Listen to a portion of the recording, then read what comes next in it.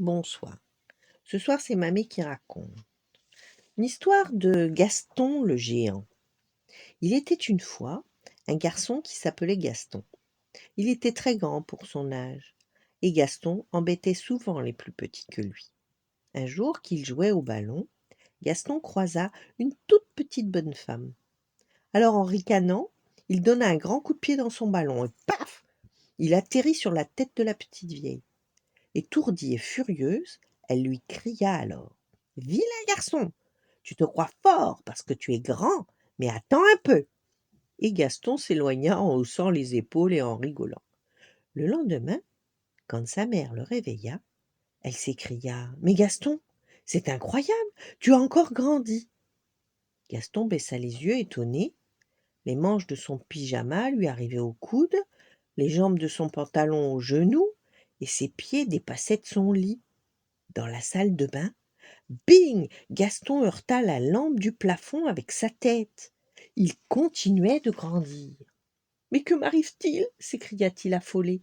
Il passa un pantalon aussi court qu'un short, un pull grand comme un mouchoir, et boing! Il se cogna la tête au chambranle de la porte en sortant de chez lui. Le temps de traverser le jardin, Gaston était maintenant plus grand qu'un arbre. Boum! Boum! Faisaient ses pas dans la rue. Les immeubles tremblaient sur son passage et les gens affolés s'enfuyaient en le voyant arriver. «Appelez la police! Au secours, un géant!»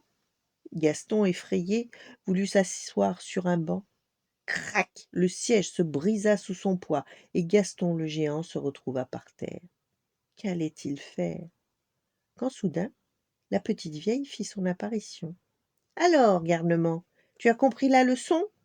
«Oui, madame», répondit Gaston en pleurant. «S'il vous plaît, madame, rendez-moi ma taille. Je promets d'être un gentil garçon.»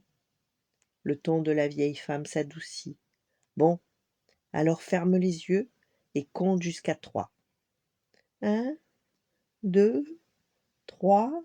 Zoup!» Gaston eut l'impression de faire une descente en ascenseur. Quand il ouvrit un œil, puis deux, ouf! Il avait retrouvé sa taille normale, et la petite vieille s'éloigna.